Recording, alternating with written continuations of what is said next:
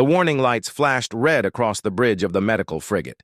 Dr. Hyun looked up from his tablet, his tired eyes focusing on the main screen. Something was wrong. The ship's computer had detected a signal, faint and broken, coming from somewhere in the darkness of space. Captain Daeho stood from his chair and walked closer to the screen. His face was serious, the way it always got when decisions needed to be made. The signal was coming from an old research station, one that floated alone around a dead planet. Everyone thought that station had been empty for months now. "What do you think?" Daeho asked, looking at his crew. "Should we check it out?" The bridge crew exchanged worried glances. That part of space was not safe.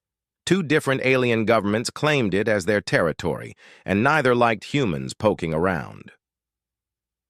Going there could mean trouble, the kind of trouble that ended with weapons firing and people dying. Nurse Minji leaned over her console, her fingers moving quickly across the controls. She was the best scanner operator on the ship, able to find things others missed. Her eyes went wide as new information appeared on her screen. "Captain," she said, her voice tight with surprise, "I'm picking up bio signs, life readings. There are 2 of them, and they're small. Very small." The bridge went silent. Everyone knew what small bio signs usually meant. Children. There were children on that abandoned station, alone in the dark and cold of space. Dr. Hyun felt his chest tighten. He had spent 20 years as a doctor, traveling from one emergency to another, saving lives wherever he could. But children always made it different. Children made it personal. His own daughter had died years ago, back when he was too far away to help her. He would not let that happen again if he could stop it. "We have to go," Hyun said quietly. "If there are children there, we cannot leave them." Daeho nodded slowly. He was a good captain, the kind who understood that some rules needed to be broken for the right reasons. "Prepare the shuttle," he ordered. "Medical team, get your equipment ready. We leave in 10 minutes. The shuttle ride through space felt longer than it was. Dr. Hyun sat strapped in his seat, checking his medical supplies for the 3rd time. Beside him, Minji did the same. 2 security officers sat across from them, weapons ready but faces uncertain. Nobody knew what they would find on that station. The research station grew larger in the shuttle window.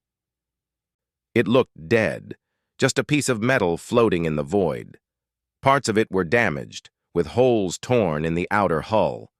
Whatever had happened here, it had been bad. They docked with a soft thud. The security team went first, making sure it was safe. Their boots made hollow sounds on the metal floor, echoing through empty corridors. The station was cold, much colder than it should be. Life support was barely working. Dr. Hyun followed them inside, his medical scanner in one hand and a flashlight in the other. The beam of light cut through the darkness, showing walls covered in dust and debris. Papers floated in the low gravity. Computer screens were dark and dead. "This way," Minji said, pointing down a long hallway. "The biosigns are coming from the medical bay." They moved carefully through the station. Every sound seemed too loud in the silence. Dr. Han's heart beat faster with each step. Who could have survived here for months? What kind of children could live in this cold, dark place? The medical bay doors were sealed shut. It took the security team several minutes to force them open. When they finally did, a rush of stale air hit them, carrying the smell of old fear and unwashed bodies. Dr. Hyun stepped inside, sweeping his flashlight across the room. Medical equipment lay scattered on the floor. Beds were overturned. Something terrible had happened in this place. Then his light found them. 2 pairs of eyes stared back at him from the far corner of the room. They were so bright, they almost seemed to glow in the darkness. Dr. Han moved closer, slowly, carefully. He did not want to scare them. 2 small figures huddled together against the wall. Girls. They looked human at first glance, but something was different about them. Their skin was too pale, almost gray in the dim light. Their eyes were larger than they should be, and when the flashlight hit them, they reflected the light like an animal's eyes might. The girls wore medical gowns that were torn and dirty. The older one, who might have been 9 years old, held the younger one close.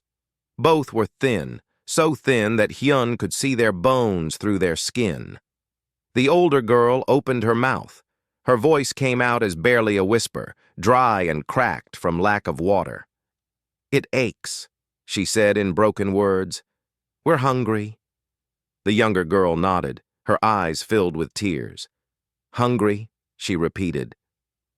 Dr. Hyun felt something break inside his chest. These children had been here alone, starving and in pain, for who knows how long. He knelt down slowly, making himself smaller and less threatening. He reached into his medical bag and pulled out a ration bar, the kind meant for emergencies. "It's okay," he said softly. "We're here to help. My name is Hyun. I'm a doctor. You're safe now." The girls did not move at first. They just stared at him with those strange, bright eyes. Then the younger one reached out a trembling hand. Her fingers were long and thin, with nails that looked more like small claws. She took the food carefully, as if afraid it might disappear. "My name is Yubin," the younger girl whispered. "This is my sister Hana." Hana watched Dr. Hyun carefully, suspicion clear on her face. She had scars on her arms, small and precise. The kind that came from needles and medical instruments. Someone had done experiments on these children. The thought made Hyun's stomach turn. Minji came up beside him, her own scanner out. She ran it over the girls quickly, and her face went pale as she read the results. She looked at Hyun, then at the security team, then back at Hyun. Something in her eyes said this was bigger than they thought. "Captain," Minji said into her radio, her voice shaking slightly. "You need to see this. These children, they're not completely human. Their DNA, it's mixed with something else, something I've never seen before." Dr. Hyun helped the girls to their feet. They were weak, barely able to stand. Yubin held on to her sister's hand like it was the only solid thing in the world. Hana kept her eyes on the doorway, always watching, always afraid. As they started to leave the medical bay, the station's lights suddenly flickered to life. A computer screen on the wall lit up, showing a warning message in bright red letters. An artificial intelligence voice spoke, cold and emotionless. "Warning. Quarantine protocol engaged. Test subjects must not leave this facility. Repeat. Subjects must not leave this facility. They are not what they appear to be." The security team raised their weapons, looking around for threats. But there was nothing there, just an old AI following old orders. Dr. Hyun picked up Yubin, who was too tired to walk anymore. Minji helped Hana. "Ignore it," Captain Daeho's voice came through their radios. "Get those children out of there now. Whatever they are, they're patients first. Bring them home." As they carried the girls back to the shuttle, Dr. Hyun looked down at Yubin's face. She had fallen asleep against his shoulder, her strange eyes finally closed. She looked so small, so fragile. But he remembered what the AI had said. They are not what they appear to be. What had happened in this place? What had been done to these innocent children? And why did the AI want them to stay locked up in the dark? The shuttle doors closed behind them, sealing out the cold and silence of the dead station. But Dr. Hyun knew this was just the beginning. Whatever secrets these girls carried, whatever made them different, it was going to change everything. He just did not know how much yet. As the shuttle pulled away from the station and headed back to the safety of the medical frigate, Yubin stirred in his arms. She opened her eyes and looked up at him. "Thank you," she whispered. "We thought nobody would come. We thought we would die in the dark." Dr. Hyun held her a little tighter. "You're not alone anymore," he promised. "I won't let anything happen to you." But even as he said the words, he wondered if it was a promise he could keep. The universe was a dangerous place, and these girls were caught in the middle of something much bigger than any of them understood. Still, he would try. For them, he would try everything. The medical bay of the ship was bright and clean, so different from the dark station where the girls had lived. Yuban and Hana sat together on one bed, holding hands and watching everything with wide, scared eyes. They flinched at every sound, every movement. Dr. Hyun worked slowly and carefully, not wanting to frighten them more than they already were. "I need to run some tests," he explained gently, "just to make sure you're healthy. It won't hurt, I promise." Hana pulled her sister closer. "That's what they said before," she whispered. Her voice was rough, like she had screamed too much in the past. "The others. They said it wouldn't hurt, but it did. It hurt a lot." Dr. Hyun felt anger burn in his chest. What kind of people hurt children like this? He knelt down so he was at their eye level, making sure they could see his face clearly. "I'm not them," he said firmly. "I'm a doctor. My job is to help people feel better, not hurt them. You can say no if you want. You're in charge now." This seemed to surprise the girls. Yuban tilted her head, studying him. "We can say no?" she asked, as if the idea was strange and new. "Yes, always. Your body belongs to you, not to anyone else." Slowly, carefully, Hana nodded. "Okay, but Yuban goes first. I need to make sure it's safe." Dr. Hyun agreed. He started with simple things.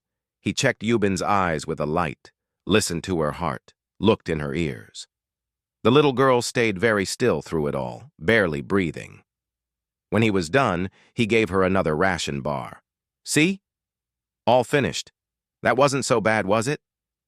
Yuban shook her head and took a small bite of the food. She chewed slowly, like she was afraid of eating too fast. Then Hana allowed herself to be examined too. As Dr. Hyun worked, he noticed more strange things about the girls. Their skin was cold to the touch, colder than any humans should be. Their hearts beat slower than normal, and their eyes, those bright eyes, they seemed to see everything. When he moved his hand, both girls tracked it perfectly, even in his peripheral vision. Nurse Minji stood at the computer console, watching the test results come in. Her face grew more troubled with each new screen of data. Finally, she gestured for Dr. Hyun to come look. The DNA analysis was complete. What it showed made no sense at first. The girls had human DNA, that was clear. But mixed in with it was something else, something the computer could not identify. It was alien, completely unknown to any database the ship carried. "What are they?" Minji whispered. "They're children," Hyun said firmly. "That's what matters." But he knew what she meant. The genetic code showed signs of intentional modification. Someone had taken human children and changed them, mixing their DNA with something from another species. The process must have been painful, probably dangerous. Many children might have died before these two survived. Hana spoke up from the bed. "You're wondering what we are?" It was not a question. Her voice was flat, emotionless, like she had said these words many times before. "We're experiments, mistakes. That's what Dr. Sung called us. Failed attempts to make something better." "You're not mistakes," Dr. Hyun said quickly. "You're people. You have names and feelings and rights." "We used to have more," Yuban said quietly. "More brothers and sisters. There were 12 of us at first, then 8, then 5. Now just us 2. The room went silent. Even the hum of the ship's engines seemed to fade away. Dr. Hyun felt sick. 10 children had died in whatever experiments created these girls. 10 lives thrown away like trash. "What happened to them?" Minji asked softly. Hana's expression did not change. "The mixing didn't work right. Their bodies rejected the new DNA. They got sick and died. The scientists would take them away, and we never saw them again. They said it was necessary. They said they were saving humanity. Dr. Hyun sat down heavily in a chair. This was worse than he thought. Where are these scientists now? The ones who did this to you? Gone, Hana said. 3 months ago, maybe 4. We don't know exactly. They got scared about something. They started packing everything in a hurry. Dr. Sung said there was an investigation coming, that people had found out about the project. They took all the computers and files and left. They were going to take us too, but there wasn't room on the ship. So they locked us in the medical bay and said someone would come back for us. But nobody came, Yubin added, her voice very small. We waited and waited. The food ran out after a few weeks, the water too. We thought we were going to die. How did you survive for so long without food? Minji asked. Both girls looked at each other. Some silent communication passed between them. Finally, Hana spoke. We don't need food the same way you do. The alien DNA, the part they mixed into us, it changes things. We can go longer without eating, but it hurts. It aches inside, like our bodies are eating themselves. That's what we meant when you found us. We were so hungry it hurt to move. Dr. Hyun pulled up a chair and sat close to them. Can you tell me more about these aches? Where do you feel them? Yubin pointed to her chest, her stomach, her arms, everywhere, all the time, like something is crawling under our skin trying to get out. The scientists said it was normal, that our bodies were still changing, still adapting. They gave us medicine that made it better for a while, but we ran out of that too. As they talked, Dr. Hyun asked more questions. Slowly, carefully, the girls told their story. They had been taken when they were very young, so young they barely remembered their real families. The scientists had told them they were special, chosen to save humanity from some great danger. They never explained what that danger was. The experiments had been painful, injections that burned like fire, machines that hummed and made their bones feel wrong. Long hours locked in white rooms with nothing but the ache in their bodies and each other for company. But the worst part, Hana said, was when they realized the scientists did not see them as people. They were test subjects, numbers on a chart. When children died, the scientists just wrote notes and started over with new ones. We tried to escape once, Hana said. 2 years ago, we got as far as the docking bay, but they caught us and locked us in separate rooms for a month. That's when I got these. She held up her arms, showing the scars. Punishment, they said, so we would remember to obey. Minji had tears in her eyes. Even the security guard standing by the door looked upset. Dr. Hyun felt a rage building inside him, but he pushed it down. The girls needed him calm and steady, not angry. You're safe now, he said. I won't let anyone hurt you again. That's a promise. Promises break, Hana said. But her voice was less harsh now. People always leave. I lost my daughter, Dr. Hyun said quietly. Everyone in the room looked at him in surprise. He never talked about this, never shared this pain with anyone. But these girls needed to know he understood. Her name was Sumin. She was sick, and I was working on a different ship, too far away to reach her in time. When she died, I promised myself I would never let another child suffer if I could help it. That's why I became a trauma doctor, why I volunteer for rescue missions, so I won't fail again. Yubin reached out and touched his hand with her small, cold fingers. We're sorry about your daughter, she said. And I'm sorry about your brothers and sisters, Hyun replied, about everything that was done to you. But you're here now, and you're alive. That means something. The computer suddenly beeped with a new alert. Minji checked it, and her face went pale. Doctor, you need to see this. On the screen was a file recovered from the station's damaged computers. It showed records of the project that created the girls. The name at the top made Dr. Hyun's blood run cold. Project Synthesis. The goal, create human-alien hybrids capable of surviving extreme conditions, resisting diseases, and adapting to any environment. But there was more. The alien DNA used in the experiments came from a species called the Calth. According to the files, the Calth were supposed to be extinct, wiped out in a war decades ago. Yet somehow, someone had obtained their genetic material and used it for these experiments. The file also contained a warning. The project was shut down not because it was immoral, but because someone had found out. Someone who wanted the technology for themselves. The scientists had fled to avoid being caught in the middle. "There's another ship," the security guard said suddenly, checking his scanner. "It just appeared on long-range sensors. It's heading this way, fast." Captain Deho's voice came over the intercom. "Medical Bay, this is the bridge. We have a situation. An unknown vessel is approaching. They're hailing us, demanding we turn over any genetic research materials we found on that station. They know about the girls." Hana grabbed Yuban and held her tight. "They found us," she whispered, her voice filled with terror. "They're going to take us back to the White Rooms." "No," Dr. Hyun said firmly. He stood up and faced the security guard.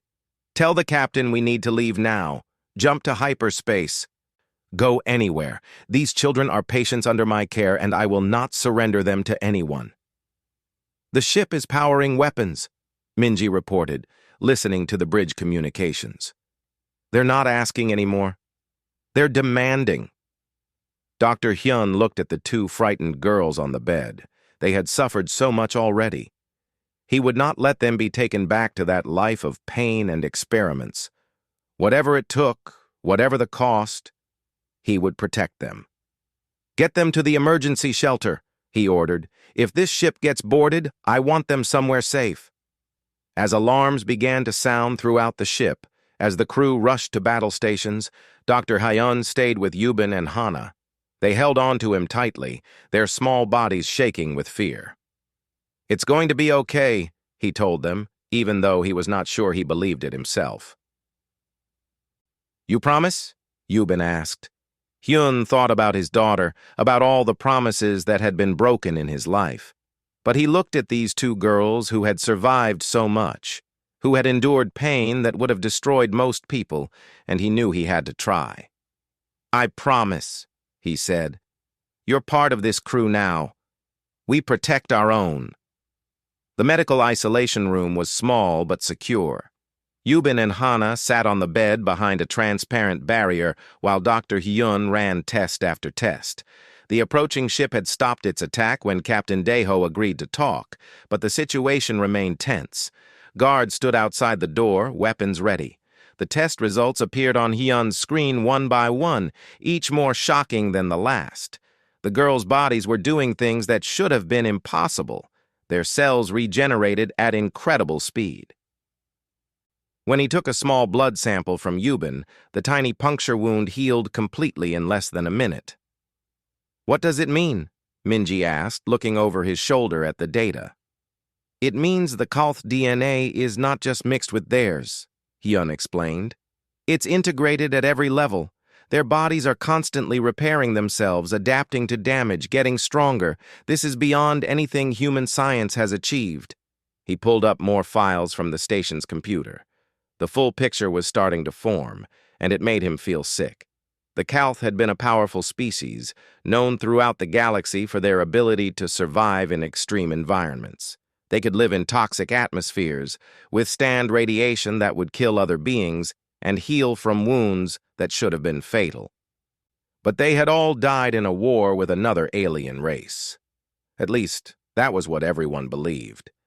Now it seemed some of their genetic material had survived, kept in secret laboratories, studied and experimented on by human scientists who saw an opportunity. "They were trying to make super soldiers," Minji said quietly. "Humans with alien abilities, people who could survive anything." "Not just soldiers," Hyun corrected. "Look at this." He showed her another file. The project started as a way to help humanity survive. There's a disease spreading through human colonies, something we don't have a cure for. It kills slowly, attacking the immune system. The scientists thought if they could give humans the Calth regeneration abilities, we could fight it off. So they were trying to save people? Maybe at first. But then the military found out. They wanted to weaponize it, make enhanced fighters. That's when everything went wrong. The scientists were caught between two groups, both wanting to use their research for different purposes. A sound from inside the isolation room made them both look up. Hana was standing, her hands pressed against the transparent barrier. Her face was twisted in pain. "It's starting again," she said through gritted teeth. "The ache. It's worse than before." Yubin was curled up on the bed, holding her stomach. Tears ran down her face. "Make it stop," she whimpered. "Please make it stop." Dr. Hyun moved quickly, checking their vital signs through the monitoring equipment. Both girls' heart rates were elevated. Their body temperatures were fluctuating wildly, going from too cold to too hot in seconds. Something was happening to them, something the tests had not predicted. "What's wrong with them?" Minji asked. "I don't know. Their cellular activity is spiking. It's like their bodies are trying to regenerate, but there's nothing to heal. The process is just running wild." He typed commands into the computer, searching through the station files for information about this symptom. Finally, he found it. A medical log from Dr. Sung, the lead scientist on the project. The log explained everything. The ache the girls felt was not just pain. It was their bodies trying to complete a process that had been interrupted. The Calth DNA wanted to do more than just heal wounds. It wanted to connect, to share, to help others. The species had been deeply social, able to share their regenerative abilities with nearby members of their kind. But Yubin and Hana were alone. They were the only hybrids left alive. Their bodies kept trying to reach out, to share their gifts, but there was no one to share with. The constant failed attempts created the chronic ache they described. "They're not hungry for food," Hyun said, understanding dawning on him. "They're hungry for connection. Their bodies are designed to be part of a community, but they're isolated. That's why it hurts." The door to the medical bay suddenly opened. Captain Daeho entered, his face grim. Behind him came several other crew members, including the chief engineer and the head of security. "We need to talk," Daeho said. "The ship that's tracking us, they've identified themselves. They're Calth." The room went silent. Everyone stared at the captain. "That's impossible," Minji said. "The Calth are extinct." "Apparently not. They call themselves the Calth Remnant, survivors who escaped the war. They've been searching for their stolen genetic material for years. They know we have the girls and they want them back." Dr. Hyun felt his chest tighten. "These children are not property to be handed over." "I know that," Daeho said, "but we need to understand what we're dealing with. The Calth leader, someone named Vec, says the DNA used in the experiments was stolen from their people. They claim the girls carry Calth genetic heritage and should be returned to them." "Returned?" Hyun's voice rose. "These girls have been tortured and experimented on their entire lives. We're not handing them over to anyone." Inside the isolation room, Hana and Yubin listened to everything. Hana's face had gone pale, but her jaw was set in determination. She pressed a button that activated the intercom. "We won't go back," she said, her voice steady despite the pain she must be feeling. "If you try to give us to them, we'll fight. We'll do whatever we have to do." Yubin nodded, standing beside her sister despite trembling legs. "We're not things. We're people." Captain Daeho looked at the girls, then at Dr. Hyun. "Nobody is giving you away," he said firmly. "You're under the protection of this crew. But we need to negotiate. If we don't talk to the Calth, they might attack. More people could get hurt." "Then let me talk to them," Hyun said. "Let me explain that these children need medical care, not to be passed around like objects." Before Daeho could answer, the ship's alarms blared. The lights flickered red. A voice came over the intercom from the bridge. "Captain, the Calth ship just fired a warning shot across our bow. They're demanding an immediate response." Deho cursed under his breath. "All crew to stations. Raise shields." He looked at Hyun. "Keep the girls safe. If things go bad, get them to the escape pods." As the captain left, Dr. Hyun moved closer to the isolation barrier. The girls stood on the other side, looking small and afraid, but also determined. They had survived so much already. They were stronger than they looked. "Listen to me," Hyun said. "Whatever happens, stay together. Look after each other. Can you do that?" Both girls nodded. The ship shuddered as something hit the shields. The Calth were not waiting anymore. Minji checked her console, her hands shaking slightly. "Doctor, I'm picking up something else. There are more ships coming out of hyperspace. 3 of them, all Calth design. We're surrounded." Through the ship's windows, space lit up with the glow of alien vessels. They were beautiful in a terrifying way, sleek and organic-looking, like they had been grown rather than built. The largest one moved closer, its weapons ports glowing with stored energy. A message came through on all channels. The voice was deep and resonant, speaking perfect standard with an accent that seemed to vibrate in the chest. "Human vessel, this is Sovereign Vec of the Calth Remnant. You carry stolen genetic material belonging to my people. You also carry 2 children who are part Calth, created without permission from their parent species. We demand their immediate transfer to our custody." Dr. Hyun grabbed the communication device. Before anyone could stop him, he opened a channel. "This is Dr. Hyun, Chief Medical Officer. Those children are patients under my care. They've been abused and experimented on. They need treatment, not to be handed over to strangers." There was a pause. Then Vec's voice came back, and there was something different in it. Surprise, maybe? Or interest. "You defend them? Even knowing what they are?" "They're children," Hyun said simply. "That's all I need to know." Another pause, longer this time. The Calth ships held their positions, weapons still powered but not firing. Finally, Vec spoke again. "You are either very brave or very foolish, human doctor, but I will offer you this. Come to my ship. Bring the children.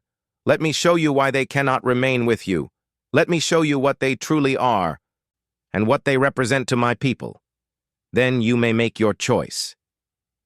"And if I refuse?" "Then we take them by force, and your ship is destroyed. I do not wish to kill those who show compassion, but I will do what I must to protect Calth interests." Captain Deho's voice cut in. "This is Captain Deho. You're asking us to trust you with the lives of children. Why should we?"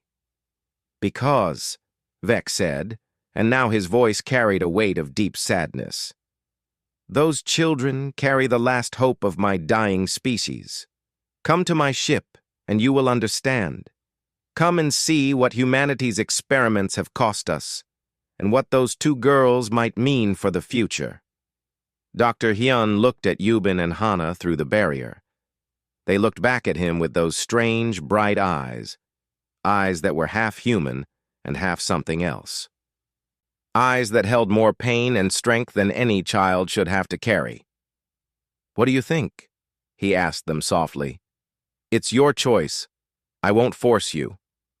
Hana was quiet for a long moment. Then she spoke. "The ache," she said. "When you found us, it was so bad we could barely move. But right now, with that ship nearby, it's less. Not gone, but less. Like there's something out there that makes it better." Yubin nodded. "I feel it too. Like we're not so alone anymore." Dr. Hyun made his decision. "Captain, tell them we'll come. But I go armed, and I want a security team. If this is a trick, if they try to hurt these children, they'll regret it." "Agreed," Deho said. "I'm coming too. Nobody threatens my crew and gets away with it." As the crew prepared for the meeting, Dr. Hyun helped the girls get ready. He gave them clean clothes and made sure they had eaten. They were still weak, still hurting, but there was a strange light in their eyes now. Hope, maybe, or just curiosity. "Are you scared?" Yubin asked him. "Yes," Hyun admitted, "but sometimes we have to be brave even when we're scared. That's what courage is." "Will they hurt us?" Hana asked. "I won't let them," Hyun promised. "Whatever happens on that ship, whatever we learn, you're under my protection. Both of you." The transport beam activated and the world dissolved into light. When it reformed, they were standing on the bridge of a Kalth vessel, surrounded by aliens who looked both strange and somehow familiar. And there, sitting on a throne-like chair, was Sovereign Vec. He was tall, taller than any human, with skin that seemed to shimmer between gray and pale blue. His eyes were like the girl's eyes, bright and knowing. He looked at Yubin and Hana, and something complicated passed across his face. Pain, recognition, hope. "Welcome," he said softly. "Welcome home, little ones." The Kalth ship was nothing like the human vessel they had left. Where the medical frigate was all straight lines and functional design, this ship felt alive. The walls curved smoothly, glowing with a soft, bioluminescent light. The air smelled different too, like ozone and something sweet Dr. Hyun could not identify. Sovereign Vec stood from his throne and approached them slowly. He was careful in his movements, as if trying not to frighten them. Other Kalth stood around the bridge, watching with those bright, reflective eyes. They were all tall and lean, their skin shimmering in shades of gray and blue. "You look at us with fear," Vec said, his voice gentler than it had been over the radio. "I understand. We must seem strange to you. But look closer at the children you protect. Do you not see us in them? Do you not see how much they are ours as well as yours?" Dr. Hyun did look. Now that he saw the Kalth up close, the similarities were obvious. Yubin and Hana had the same eye structure, the same quality of skin, the same elongated fingers. They were human children, yes, but they carried Kalth features in every cell. Hana stepped forward, her hand still gripping Yubin's tightly. "You said we were coming home, but we've never been here before. This isn't our home." Vec's expression softened even more. He knelt down, bringing himself to the girl's eye level. "You are right.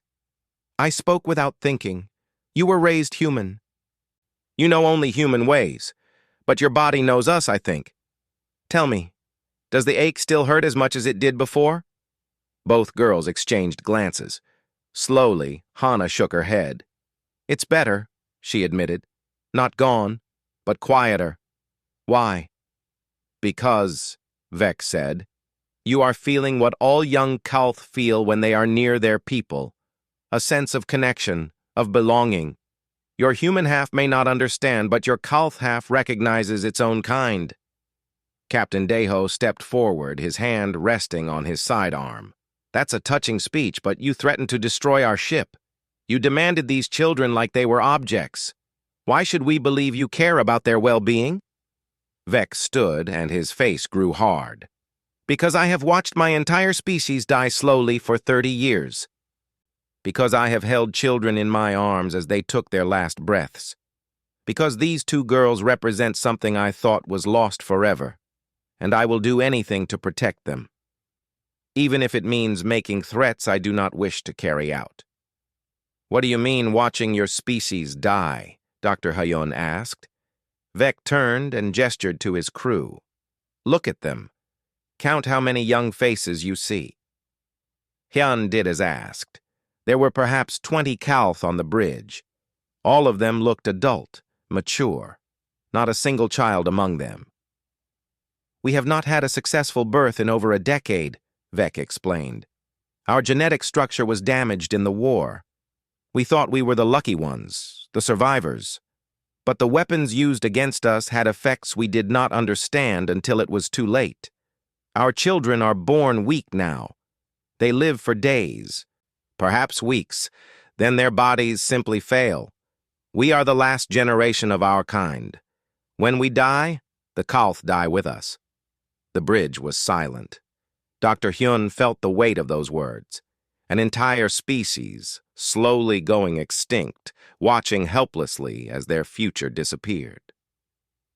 "That's why you want the girls," Hyun said. "Not to punish them or experiment on them. You think they might help you survive." "More than that," Vex said. "Before the war, before everything went wrong, we had a partnership with humanity. A group of scientists, both human and Calth, working together on a project. They believed that by combining our two species, they could create children who would be stronger than either parent race, children who could survive the diseases and disasters that threatened both our peoples." He pulled up a holographic display, showing images and data. It was voluntary. Calth parents donated genetic material willingly, hoping to build a bridge between our species. But then the war started. Communications broke down. The project sites were attacked. We thought everyone involved had died. "But they didn't," Captain Daeho said. "Some humans survived and kept working." "Yes, and without Calth oversight, without our ethical guidelines, the project became something dark. They experimented on children. They forced the process instead of letting it happen naturally. They created and destroyed life like it meant nothing." Vex's hands clenched into fists. "When we finally tracked down the research stations, we found evidence of dozens of children who died in the experiments. It was a betrayal of everything the original project stood for." Yubin spoke up, her voice small. "Our brothers and sisters who died. Were they part Calth, too?" "Yes, little one.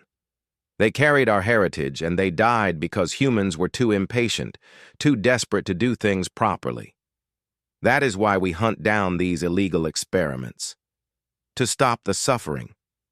To give dignity to children who deserve better." Hana's expression hardened.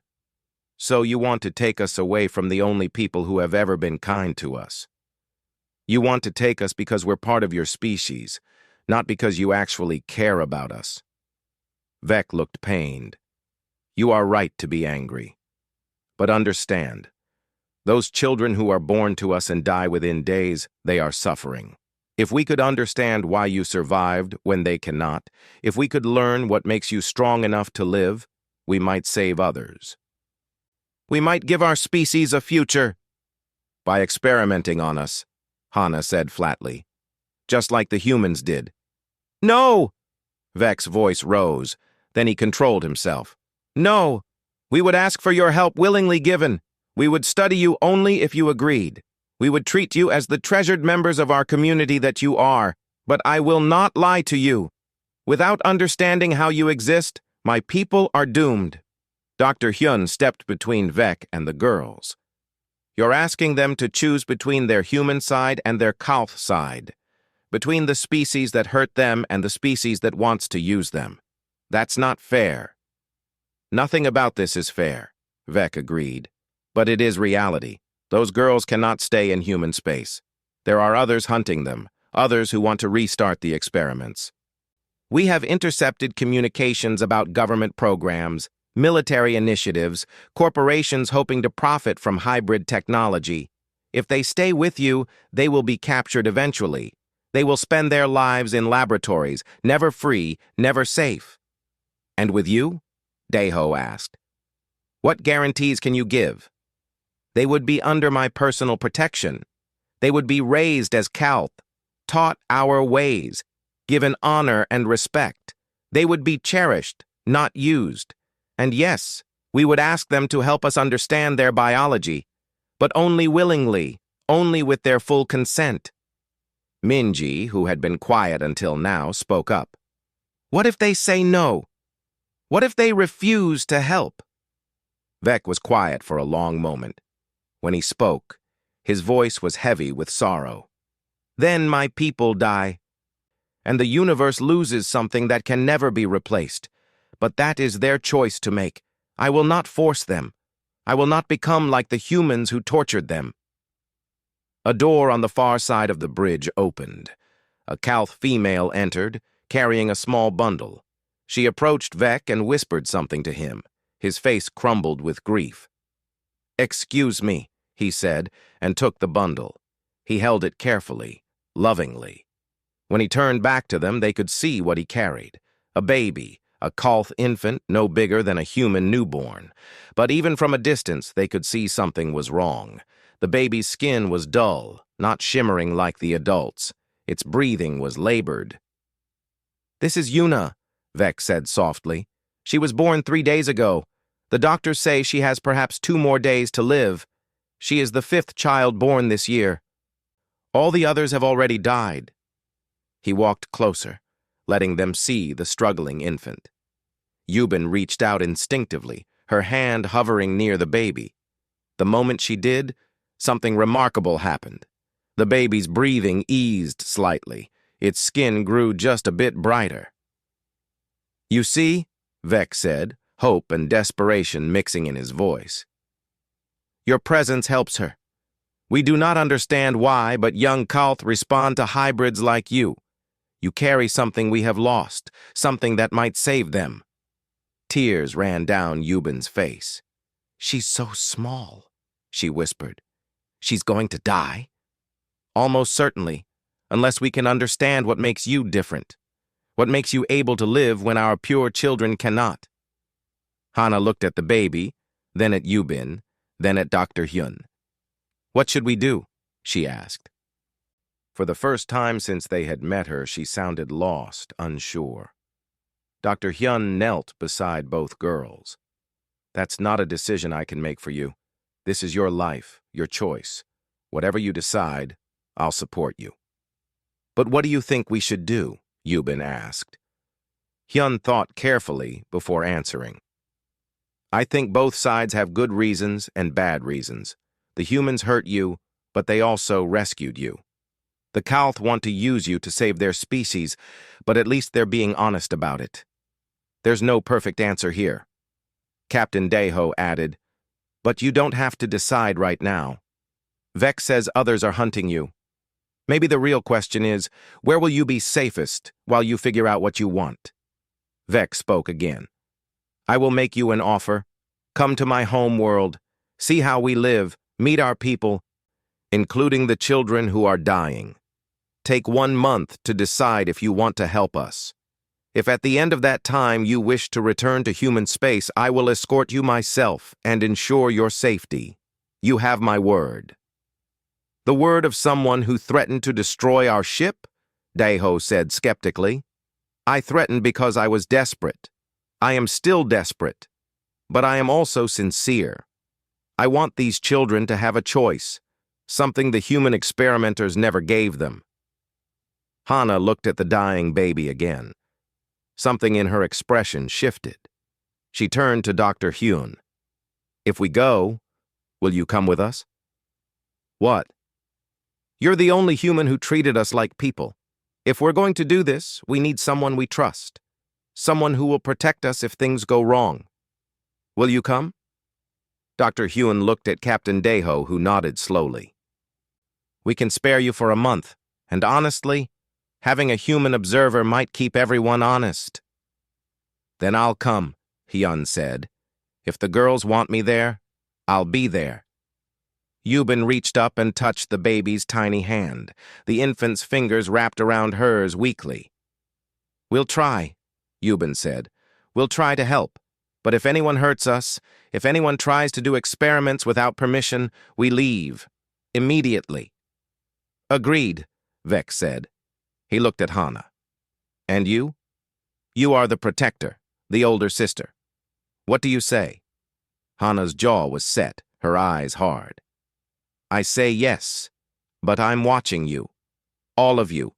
The first sign that you're lying. The first time anyone tries to treat us like we're not people, we fight. And we're stronger than we look." Vex smiled, and it was a sad, tired smile. "I believe you, young one. You have survived things that would destroy most beings. That strength is honored among the Calth. You will find we are not so different from you in the end. We too know what it is to survive against terrible odds." He turned to his crew. "Prepare quarters for our guests, the best we have, and send word to the home world. Tell them we have found something precious. Tell them there is hope, however small. As the Kalth moved to obey, Dr. Hyun kept close to the girls. They held onto him tightly, their small bodies trembling slightly. They had agreed to help, but he could feel their fear. They were taking a huge risk, trusting a species they had just met. But as he looked at the dying baby in Vec's arms and saw how the infant seemed calmer near Yubin, he understood why they had said yes. Despite everything they had suffered, despite all the pain and betrayal, the girls still had compassion. They could not stand by and watch children die if there was even a chance they could help. That, Dr. Hyun thought, was the most human thing about them. Not their DNA or their appearance, but their choice to help others even at risk to themselves. It was also, he was learning, very Kalth. The Kalth home world appeared in the viewport like a pearl against the darkness of space. It was smaller than Earth, with swirling clouds of pale blue and silver covering most of its surface. As their ship descended through the atmosphere, Dr. Hyun could see cities that seemed to grow from the ground itself, organic and flowing rather than built with sharp corners. Yubin pressed her face against the window, her eyes wide. "It's beautiful," she whispered. Beside her, Hana was more guarded. "It looks empty," she observed. And she was right. The cities below should have been teeming with life, but the streets seemed quiet. There were few lights, few signs of activity. Sovereign Vec stood behind them, his expression unreadable. "We were once millions. Now we are perhaps 50,000, scattered across 3 worlds. This was our capital, home to over 1 million souls. Now barely 10,000 remain, most of them elders like myself." "Where did everyone go?" Yubin asked. "They died. The war took many.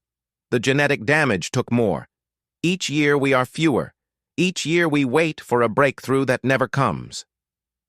The ship landed on a platform near what looked like a medical complex. As they disembarked, Kalth people came to greet them.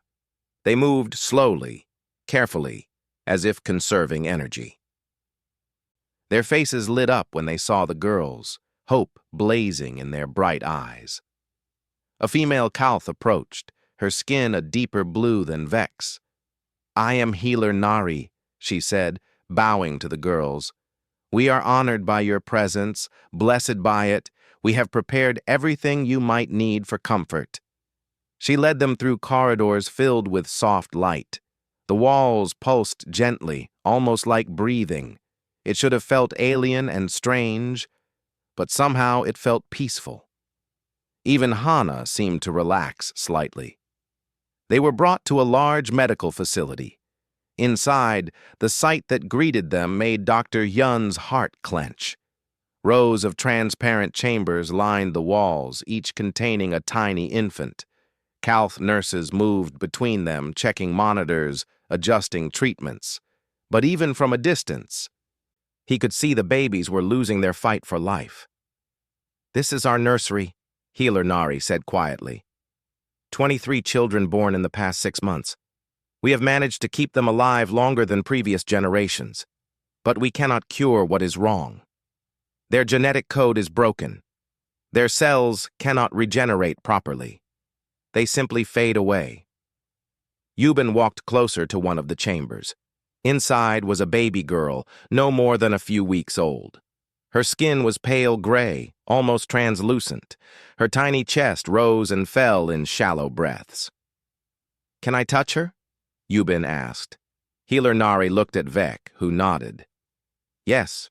In fact, we hoped you might. We noticed that little Yuna responded to your presence on the ship. We want to see if it happens again." The chamber opened. With trembling hands, Yubin reached inside and gently touched the baby's arm. For a moment, nothing happened. Then, slowly, the baby's skin began to brighten.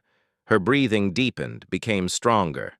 The monitors beside the chamber showed her vital signs improving. Gasps echoed through the room.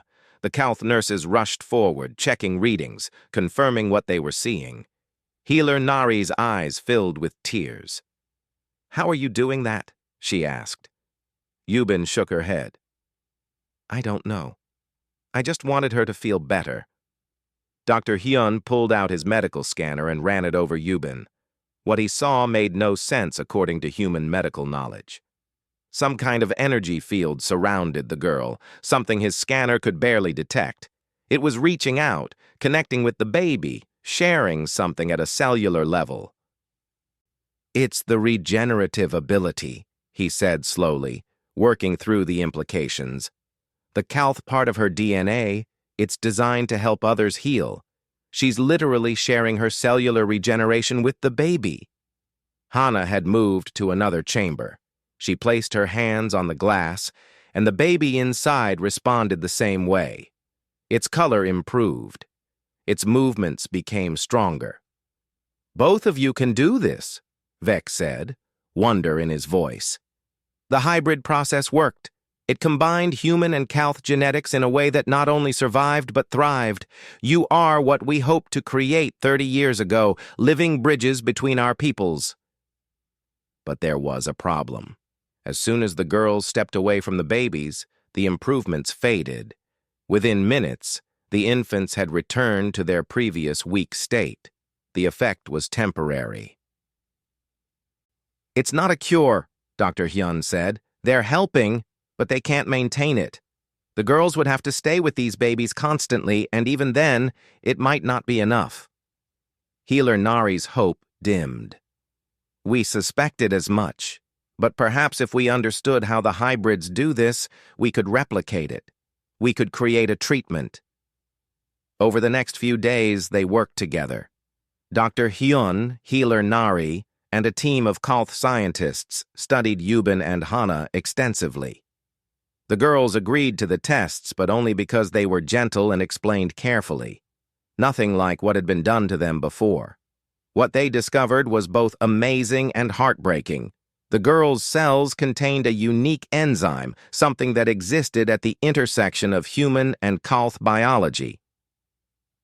This enzyme allowed their regenerative abilities to be shared with others, but it was incredibly complex. Synthesizing it artificially would take years, maybe decades, and they did not have that kind of time. On the 5th day, they had a visitor. A young Calth woman named Ji-woo arrived at the medical facility. She was different from the others, more energetic, more alive. She bowed deeply to the girls. I heard what you're trying to do, she said. I want to help. I volunteer to undergo the hybridization process. The room went silent.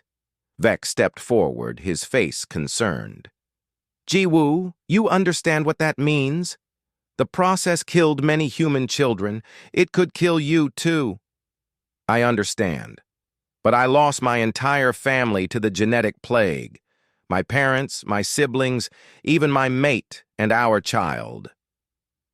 If there's a chance my sacrifice could save others, I'll take it. She turned to Dr. Hyun. I'm human, originally from a colony world. I came here 5 years ago as a medical volunteer. I've watched these children die. I've held them as they took their last breaths. I can't do it anymore. I have to try something. The process is dangerous, Hyun warned. We'd be using the girl's DNA as a template, trying to transform your cells. There's no guarantee it will work, and it will be extremely painful. I don't care about pain. I care about making a difference. Yubin took Ji-woo's hand. It hurts a lot, she said quietly. All the time. Your body feels like it's tearing itself apart and rebuilding constantly. The ache never really goes away. I know, Ji-woo said, but at least it would be for a purpose. At least I would be doing something. They prepared for the procedure over the next 2 days. Dr. Hyun worked with Healer Nari to develop a safer process than what had been used on the girls. They would introduce the hybrid DNA gradually, giving Ji-woo's body time to adapt. It would take longer, but it might prevent the catastrophic failures that killed so many children. On the day of the procedure, news spread throughout the Calth community. Humans across the galaxy heard about it too. A woman was volunteering to become a hybrid, to bridge the gap between two species. It was unprecedented. Ji-woo lay on the medical bed, surrounded by monitors and equipment. Yubin and Hana stood on either side of her, holding her hands. They had insisted on being there, on helping however they could. "Are you ready?" Dr. Hyun asked. Ji-woo nodded. "Let's begin." The injection went in. For a few moments, nothing happened. Then Ji-woo's body convulsed. She screamed, a sound of agony that made everyone in the room flinch. Her skin began to change, shifting between human pink and calth gray. Her eyes widened, then changed, becoming brighter, more reflective. The monitor showed her cellular structure breaking down and rebuilding. It was working, but the cost was terrible. Ji-woo thrashed on the bed, crying out in pain. Blood vessels burst under her skin. Her heart rate spiked dangerously high. "We're losing her," healer Nari said, her voice tight. "Her body is rejecting the changes." But then something unexpected happened. Yubin and Hana gripped Ji-woo's hands tighter.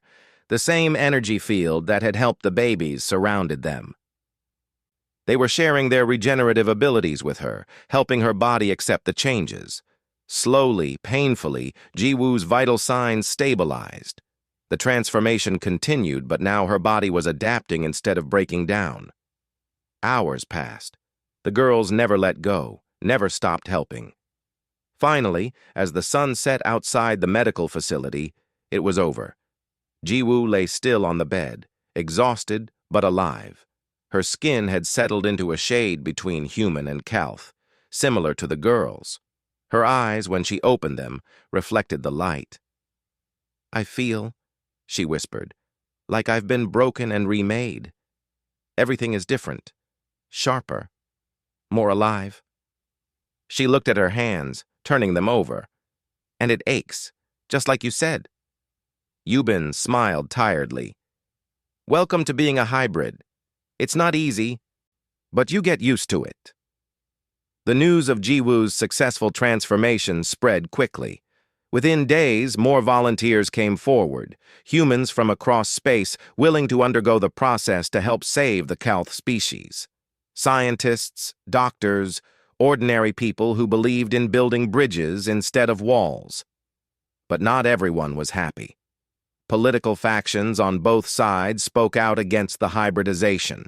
Human extremists called it an abomination, the corruption of pure human DNA. Calth traditionalists said it was giving up their identity, surrendering to human influence. The protests turned violent. A group of extremists, both human and calth, working together in their hatred, organized an attack. They targeted the medical ships carrying new volunteers, the facilities where transformations were happening. They believed they were saving their species from contamination. The attack came without warning. Explosions rocked the medical complex where Dr. Hyun and the girls were working. Alarms blared. Fire spread through corridors. The ceiling collapsed in several areas, trapping people inside. In the nursery, the chambers protecting the babies began to fail. Without power, without temperature control, the infants would die within minutes. Hana grabbed Yubin's arm. "We have to get them out." "There are too many," Yubin protested. "And the fires are spreading. We could die." Hana looked at her sister, then at the rows of dying babies. "So we die. But we don't let them die alone in the dark, not like we almost did." Dr. Hyun tried to stop them, but the girls were already moving. They ran to the nursery section, which was cut off from the rest of the facility. The chambers were failing one by one. Babies were crying weakly, their small bodies struggling for each breath. Yubin and Hana went from chamber to chamber, touching each baby, sharing their regenerative energy. It was exhausting. The ache in their bodies grew worse with each child they helped. But they did not stop. Outside, rescue teams fought to reach them. Captain Daiho had brought his ship to help. Ji-woo and the other new hybrids worked together, using their enhanced strength to clear debris. Inside the sealed nursery, Yubin collapsed. I can't, she gasped. It's too much. I'm so tired. Hana caught her sister and held her close. They were surrounded by babies, all needing help, all dying. The two girls were not enough. They had tried, but they could not save everyone. Then something remarkable happened. The ache that had plagued them their entire lives, the constant pain they had learned to live with, suddenly changed. Instead of hurting, it began to build. Energy flowed between them, between the babies, creating a connection that grew stronger with each passing moment. Their bodies, designed to help and heal others, activated abilities they had never known they possessed. A field of bioelectrical energy spread outward from where they sat, washing over all the babies in the room. Every infant began to stabilize. Every tiny body grew stronger.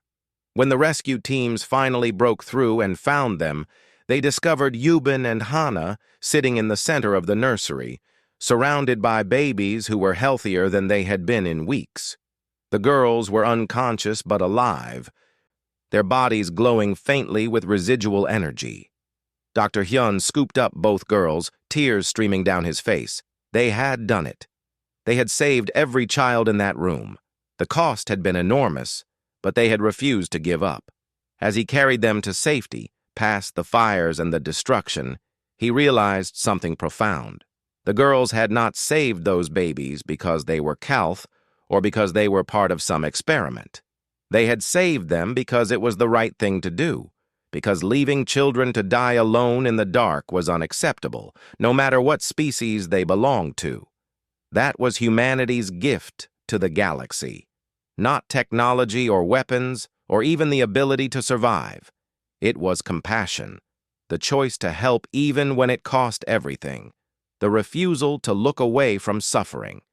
And now, mixed with Calth resilience and regenerative power, that gift had become something that might change the future of multiple species. Recovery took 3 days. Yubin and Hana slept through most of it, their bodies exhausted from channeling so much energy. When they finally woke, they found themselves in a comfortable room surrounded by flowers and gifts. Messages from across the galaxy filled the screens, humans and Calth alike expressing gratitude and support. Dr. Hyun sat beside their bed, looking older and more tired than before. "You scared me," he said quietly. "When we found you unconscious, I thought I had lost you." "We're okay," Yubin said, though her voice was weak. "Are the babies okay?" "More than okay. Whatever you did, it stabilized them in a way we've never seen before. They're growing stronger every day." Hyun paused. "But you need to understand something. What you did, it could have killed you.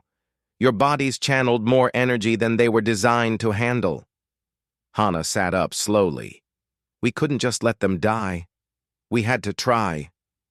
"I know. And that's exactly why people are calling you heroes. But it's also why you're in danger now." He pulled up a news screen. Images showed protests in multiple cities, both human and Calth. Some celebrated the girls as symbols of hope and unity. Others condemned them as abominations that threatened the natural order. The extremist attack had failed to kill anyone, but it had shown how much hatred existed on both sides. "There are people who see you as weapons," Hyun explained. "Others who see you as threats, and some who just see you as tools to be used. The galaxy knows about you now, and not everyone is happy about what you represent." Captain Daeho entered the room, followed by Sovereign Vec and Healer Nari. They all looked serious. "We need to make a decision," Daeho said. "Word about the attack has reached the highest levels of human government. They're demanding the girls be returned to human space for their own protection. The Calth Council is saying the same thing, claiming the girls should stay here where they belong." "Both sides are lying," Vec said bluntly. "The human military wants to study the girls, figure out how to make more hybrids for combat purposes.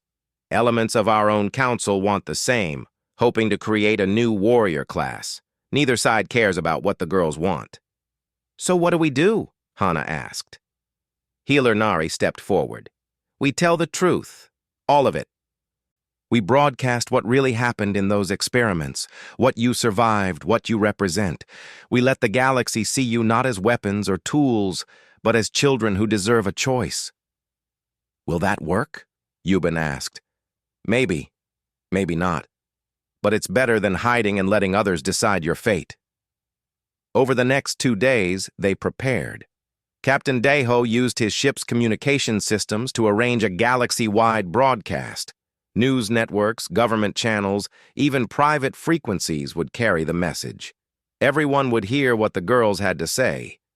Jiwoo came to visit before the broadcast. She moved differently now, more fluid and graceful than before. The transformation had changed her in ways still being discovered. Several other successful hybrids came with her, humans and Kalth volunteers who had survived the process. We wanted you to know you're not alone, Jiwoo said. There are 37 of us now, hybrids from both species, choosing to bridge the gap. Whatever happens, we stand with you. Yuban looked at these adults who had voluntarily undergone the same pain she and Hana had been forced to endure. Why did you do it? Why would you choose this? A human man named Tae stepped forward. Because my daughter died from the genetic plague. Because I watched her suffer and could do nothing. If becoming a hybrid means other parents don't have to watch their children die, then the pain is worth it. A Kalth female named Somin added, because isolation makes us weak. Because building walls between species means we all die slowly. The universe is too dangerous for any one group to survive alone. We need each other. The day of the broadcast arrived. They set it up simply, just the girls sitting in chairs with Dr. Hyun beside them. No fancy production, no scripts, just truth. When the signal went live, reaching billions of viewers across hundreds of worlds, Hana spoke first. My name is Hana. I'm 10 years old. I'm half human and half Kalth, and I didn't choose to be this way. Scientists experimented on me when I was too young to understand. They hurt me and killed my brothers and sisters trying to create something new. This is my sister Yuban. She's 8. She survived the same experiments. Yuban took over. We were left to die on an abandoned station. We thought nobody would ever find us, that we would starve in the dark. Then Dr. Hyun came.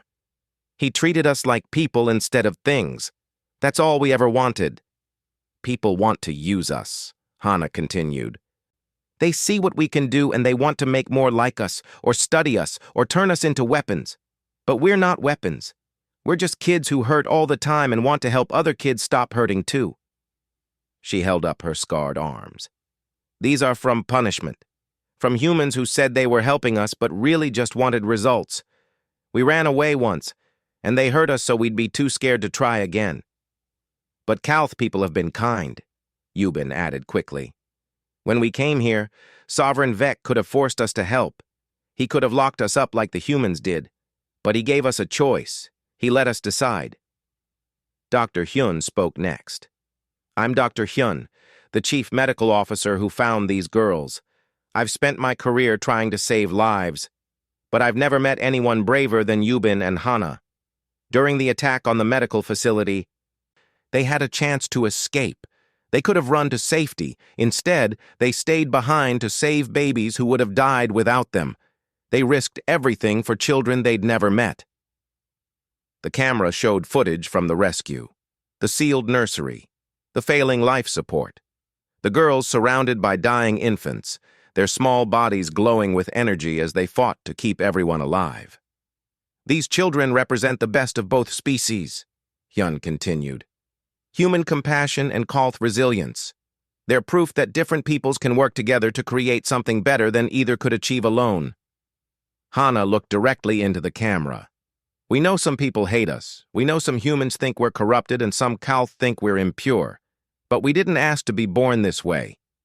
We're just trying to survive and help others survive too. We want to make a choice, Yuban said.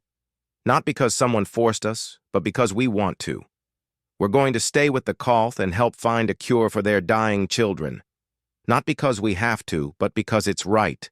Because leaving kids to die when we can help is wrong. But, Hana added, we're not going to be prisoners. Dr. Hyun is staying with us. Other humans too, including the new hybrids. This isn't about picking sides. This is about working together. Anyone who wants to help, human or Kolth or any other species, you're welcome. Anyone who wants to hurt us or use us, stay away. She paused, gathering courage for what came next. And we have a message for the scientists who did this to us. Dr. Sung and the others who ran when they got scared. We forgive you. Dr. Hyun looked surprised. This was not something they had discussed. Yubin nodded, agreeing with her sister. We forgive you because hating you doesn't help anyone. It doesn't bring back our brothers and sisters. It doesn't heal our scars. But we also want you to know what you did was wrong. You hurt children. You threw away lives like they didn't matter. If you have any decency left, turn yourselves in. Face justice. Help us understand what you did so we can make sure it never happens again.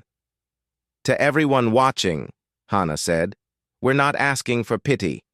We're not asking to be worshipped as heroes. We just want what every child wants. To be safe. To be treated with kindness. To have a future. If you believe in that, if you believe children matter more than politics or power, then help us build something better. The broadcast ended. For a moment, there was silence. Then the communication channels exploded with responses. Millions of messages flooded in, some supportive, some hateful, most simply shocked by the girl's honesty. But something else happened, too. More volunteers came forward. Humans willing to undergo hybridization. Kolth willing to share their genetic material properly this time, with consent and dignity. Scientists from multiple species offering to help with research. Donations poured in to fund medical facilities and hybrid programs. The extremists tried to organize more attacks, but they found themselves opposed by citizens who had seen the broadcast. People who realized that two brave children were trying to save lives while the extremists only wanted to destroy. Within a week, the human government formally apologized for the illegal experiments. They offered funding and protection for hybrid research, with strict oversight to prevent abuse. The Kolth Council did the same, acknowledging their species' desperation had made them aggressive and demanding. A joint commission was formed, humans and Kolth working together to develop safe hybridization protocols. Jiwoo and the other successful hybrids became teachers, helping new volunteers understand what they were choosing. Dr. Hyun watched it all unfold with amazement. Two children had changed the political landscape of multiple species just by telling the truth about their suffering and their choices. But there was still danger. One night, alarms woke everyone in the medical facility. Security had caught an infiltration team trying to kidnap the girls. They were mercenaries, hired by a corporation that wanted to patent hybrid technology. The security team fought them off, but barely. Captain Daeho increased protection, but it was clear the girls would never be completely safe. Too many people wanted to use them. Sovereign Vec called a meeting with Hyun, the girls, and his top advisors. We need a permanent solution.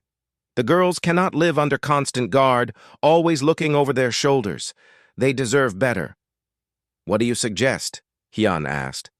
A sanctuary, a place where hybrids can live freely, protected by both human and Kolth forces. Somewhere neutral, belonging to neither species but supported by both. A home for the bridge builders. Hana considered this. Would other hybrids live there too, not just us? Yes. Anyone who chooses to bridge the species gap would be welcome. Children from mixed families, scientists working on cures, people who believe in cooperation over isolation. It would be like a new colony, Yubin said thoughtfully. A place for people who don't quite fit anywhere else. Exactly. And you two would be its inspiration, though not its rulers. Your children. You should be learning and playing and growing, not running a government." For the first time since they had been rescued, both girls smiled real smiles. The idea of a place where they belonged, where they were not strange or other but simply part of a community, was almost too good to imagine. "We want that," Hana said. "We want a home." Plans began immediately. A moon orbiting a neutral world was chosen, one with the right atmosphere and resources. Construction started on a city designed by both human and Calth architects, blending both styles. Ships brought supplies. Volunteers arrived to help build. The first building completed was a medical center and nursery, a place where hybrid children could be born and cared for properly, with dignity and love instead of cold experimentation. Yuben and Hana watched from the observation deck as the city took shape below. Dr. Hyun stood with them, his hand on Yuben's shoulder. "Are you happy?" he asked. Yuben leaned against him. "The ache is still there. It probably always will be. But it's easier now, like it's teaching me something instead of just hurting." "What's it teaching you?" She thought for a moment. "That being different isn't bad. That pain can have purpose. That even when things hurt, you can still choose to help others." Hana added, "And that family isn't just about blood or DNA. It's about who stays with you when things get hard." She looked at Hyun. "You stayed, even when it was dangerous, even when we weren't your responsibility. You stayed." Tears filled Hyun's eyes. "You're my family now, both of you, if you'll have me." Both girls hugged him tightly. After everything they had survived, after all the pain and fear and loss, they had finally found what they had always needed. Not a species or a government or a cause, just a family who loved them for who they were. 5 years passed. The hybrid sanctuary called New Dawn grew from a small settlement into a thriving city. Thousands called it home now. Humans who had chosen to bridge the gap, Calth who believed in cooperation, and children, so many children, born naturally to mixed families or created through the careful, ethical hybridization process that Dr. Hyun and Healer Nari had perfected together. The medical breakthrough came in the 3rd year. By studying the successful hybrids, particularly Yuben and Hana, scientists developed a gene therapy that could be given to Calth infants. It did not make them human. It simply corrected the genetic damage from the war, allowing their bodies to grow strong and healthy as they were meant to. The first Calth baby treated with the therapy was little Yuna, the dying infant Sovereign Vec had carried aboard his ship 5 years ago. She was now a healthy, energetic 5-year-old who loved climbing trees and asking endless questions. She followed Yuben everywhere, calling her big sister despite no blood relation. On this particular morning, Yuben walked through the memorial garden with Yuna's small hand in hers. The garden was quiet and beautiful, filled with flowers from both Earth and the Calth home world. At its center stood a wall covered with names. Thousands of names. Children who had died in the experiments. Children who had died from genetic plague. Lives lost before the breakthrough came. "Why do we come here?" Yuna asked. She had been told before, but children needed reminders. "To remember," Yuben said softly. She had grown tall in 5 years, now 13 years old. Her features balanced human and Calth characteristics in a way that was striking rather than strange. "These were children like us. They didn't get to grow up. We come here so they're not forgotten." Hana approached from another path, accompanied by several younger hybrids. She had become something like a teacher and protector for the newest children, helping them adjust to their changed bodies and teaching them to manage the ache that came with regenerative abilities. "Ready for the ceremony?" Hana asked Yuben. Today was the 5th anniversary of New Dawn's founding. Representatives from across the galaxy were coming to celebrate, including many who had initially opposed the hybrid program. Time and success had changed many minds. The ceremony took place in the central plaza, a wide-open space that could hold thousands. Ships filled the sky above, bringing visitors from hundreds of worlds. Humans and Kolth stood together in the crowd, but also members of other species who had been inspired by New Dawn's example. The idea of cooperation between different peoples was spreading. Dr. Hyun stood on the stage, older now, with gray in his hair, but still the steady, compassionate doctor he had always been. Beside him were Sovereign Vec, Captain Deho, Healer Nari, and Jiwoo, who had become an ambassador for the hybrid community. 5 years ago, Hyun began, his voice carrying across the plaza, we found 2 little girls starving and in pain on an abandoned station. They had every reason to hate the galaxy, to be bitter and angry about what had been done to them. Instead, they chose compassion. They chose to help others even at great cost to themselves. Today we celebrate not just the founding of New Dawn, but the spirit that created it. The human spirit of never giving up, never turning away from those in need. Vec spoke next. My people were dying. We had lost hope. Then these children, these precious bridge builders, showed us that survival does not come from isolation. It comes from reaching across divides we think cannot be crossed. They saved my species not just with their biology, but with their example. They taught us that strength comes from unity. Jiwoo stepped forward. I chose to become a hybrid because I had lost everything I loved. I thought I had nothing left to give. But this community showed me that loss can become purpose. Pain can become healing. We are all here because we chose to transform suffering into hope. That is humanity's greatest gift to the cosmos. Then it was the girls' turn. Yubin and Hana walked onto the stage together, as they always did. The crowd grew silent. These 2 had become symbols, but they had also remained children in the ways that mattered. They still laughed and played and argued like siblings. They still had nightmares sometimes about the white rooms and the experiments, but they had also found peace. Hana spoke first. People call us heroes. They say we saved the Kolth species and started a new era of cooperation. But we didn't do any of that alone. Every person here made a choice to build bridges instead of walls. Every hybrid who volunteered, every scientist who worked on cures, every parent who raised their children to see past differences.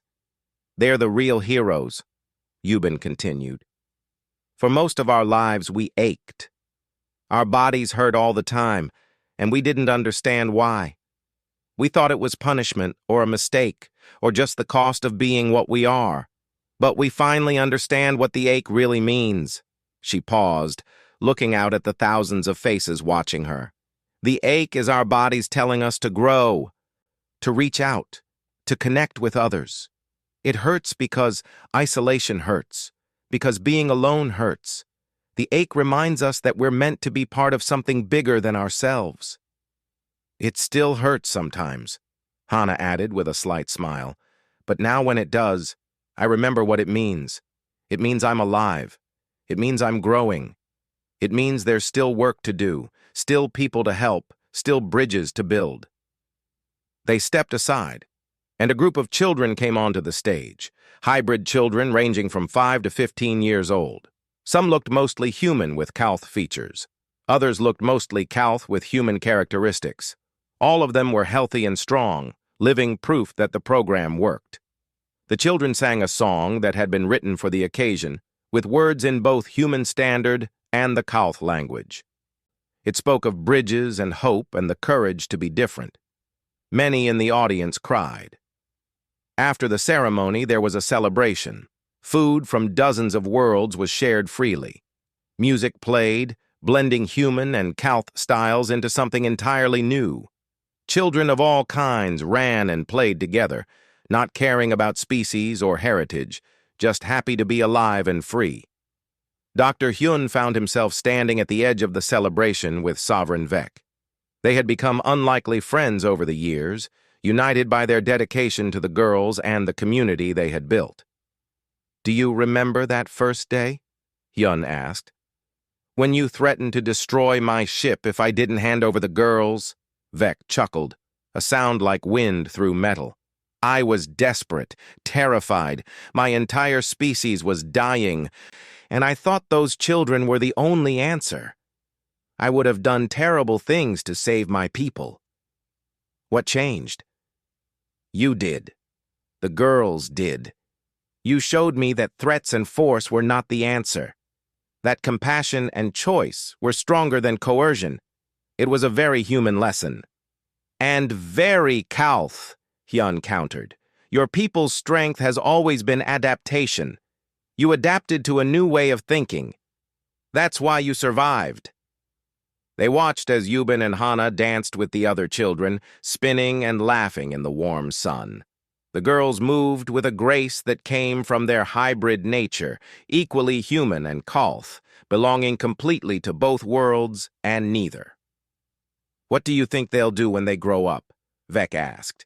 They could be leaders, politicians, scientists. The galaxy would follow them. I think they'll do whatever makes them happy, Hyun said.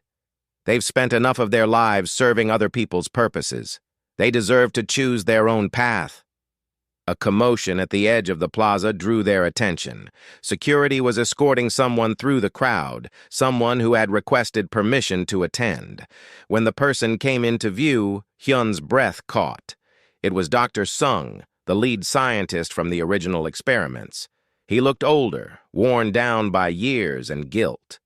He had turned himself in 2 years ago, as the girls had asked in their broadcast. He had served time in prison and was now working to help develop ethical guidelines for genetic research. His presence here was controversial, but the girls had specifically approved his request to attend. Sung approached the stage where Yubin and Hana stood greeting visitors. He stopped several feet away, as if afraid to come closer. His face was filled with shame and regret. I don't expect forgiveness, he said, his voice barely audible over the music. I know what I did was unforgivable. I just wanted you to know that I spend every day trying to make amends, that I've testified before every council and committee, sharing every detail of what we did, that I've dedicated what's left of my life to making sure it never happens again. Hana studied him for a long moment. The crowd had gone quiet, watching this confrontation. Finally, she spoke. We forgave you years ago. We said so in the broadcast. But forgiveness doesn't mean forgetting. It doesn't mean what you did was okay. It means we're not going to let hatred of you poison our lives. Yubin added, you helped create us. That's a fact we can't change. But we're not defined by how we were made. We're defined by what we choose to do with our lives. You chose wrong for a long time. Now you're choosing right. That's what matters. Sung's eyes filled with tears. Thank you, he whispered. You're kinder than I deserve. Kindness isn't about deserving, Hana said. It's about choosing to be better than the people who hurt you. That's what Dr. Hyun taught us. As Sung moved away, looking lighter somehow despite his guilt, Hyun felt pride swell in his chest. The girls had learned the most important lesson of all, that the cycle of pain only ended when someone chose to stop it, that revenge and hatred only created more suffering. That true strength came from breaking chains, not forging new ones. The celebration continued into the evening. As the sun set, painting the sky in colors that existed on no earth, Hyun gathered Yubin and Hana together.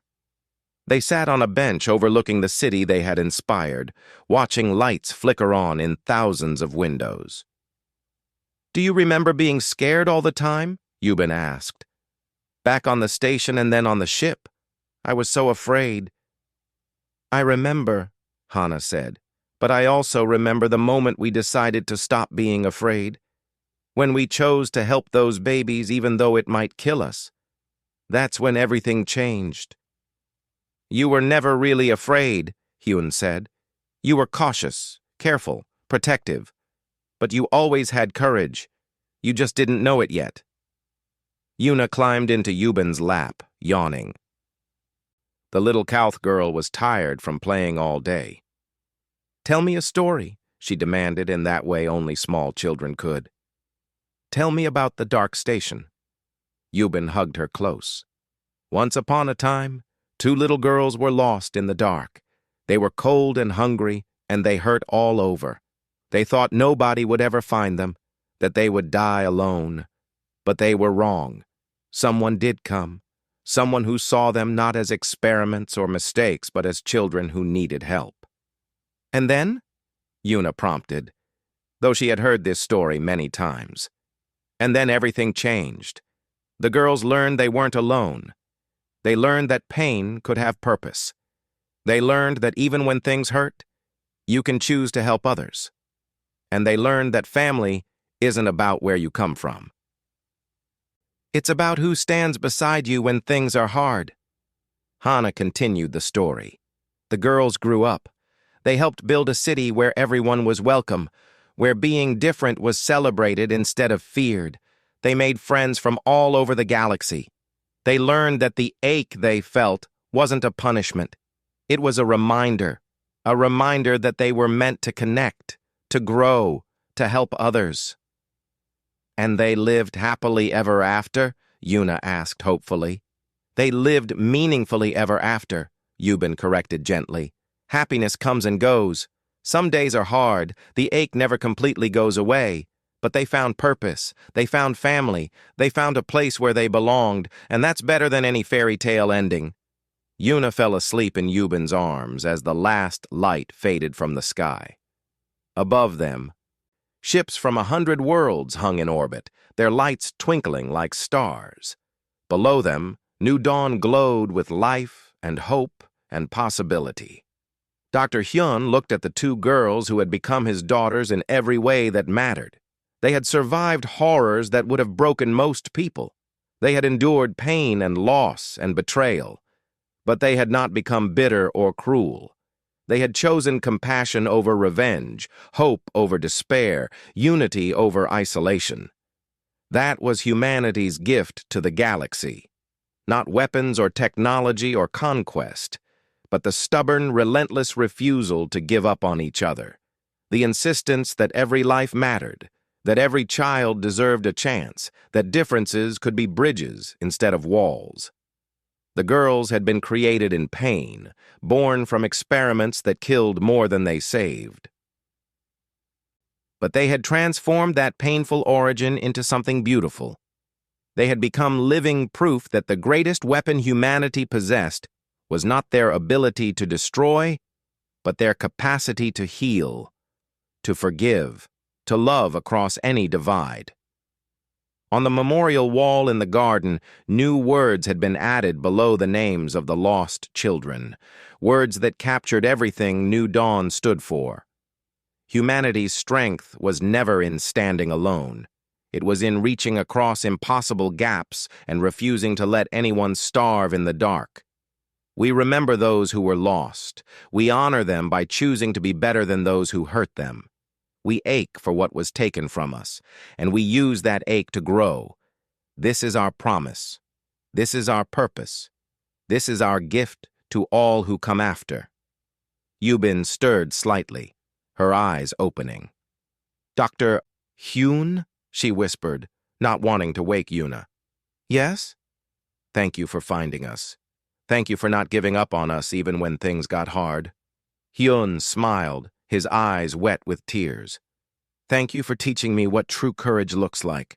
Thank you for showing the galaxy that hope is stronger than hate. The ache, Yubin said softly. Do you feel it too? What do you mean? The ache for connection, for purpose, for making things better. I think maybe everyone feels it, not just hybrids. Maybe that's what makes us all human, or Kalth, or whatever we are. The ache to be part of something bigger than ourselves. Hyun thought about his lost daughter, about all the years he had spent trying to save others to make up for the one he could not save, about the ache that had driven him to volunteer for dangerous rescue missions, to work in war zones and disaster areas, to never stop trying to help. Yes, he said, I think you're right. I think we all ache. We all hunger for meaning and connection. The difference is in what we do with that feeling. We can let it make us bitter, or we can let it make us better. We chose better, Hannah said firmly. All of us. And we'll keep choosing it every day for as long as we live. As the three of them sat together under alien stars, watching over a city built on hope and bridges, they knew that this was just the beginning. There would be more challenges ahead, more people who feared change, more obstacles to overcome. But they also knew they would face those challenges together, human and Calth, parent and children, family. The ache would always be there, pushing them forward, reminding them that growth sometimes hurts, that reaching across divides is never easy, that building something new means leaving old certainties behind. But the ache also meant they were alive, still fighting, still growing, still choosing compassion over cruelty, hope over despair, together over alone. And in the end, that choice made all the difference. The suns would rise again tomorrow on New Dawn, as they had for 5 years and would for countless years to come. The city would grow. More children would be born. More bridges would be built between peoples who once thought they had nothing in common. All because 2 little girls whispered, "It aches, we're hungry," in the darkness, and someone decided that was unacceptable. That no child should suffer alone. That humanity's greatest strength was not in standing apart, but in reaching out, no matter the cost, to bring everyone home. That was the gift. That was the lesson. That was the new dawn breaking across the galaxy, carried forward by children who refused to let pain define them and adults who refused to let fear control them. And it all started with one simple choice: to help instead of to harm, to heal instead of to hurt, to build bridges instead of walls. The universe would never be the same.